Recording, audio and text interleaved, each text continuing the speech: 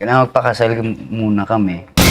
Kinumpirma ni Catherine Bernardo na hiwalay na sila ng kaniyang ka-love team at nobyong si Daniel Padilla matapos ang 11 taong relasyon. Kinumpirma na ng real-life couple na Catherine Bernardo at Daniel Padilla na hiwalay na sila. After 11 years, opisyal nang tinuldukan ni Catherine Bernardo at Daniel Padilla ang kanilang relasyon.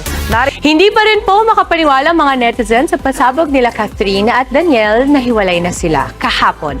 Pati mga kapwa po nila artista, kagaya ko, ay apektado rin. Hiwalay na sina Catherine Bernardo at Daniel Padilla matapos ang 11 taon nilang relasyon. Pareho po nilang kinumpirma yan.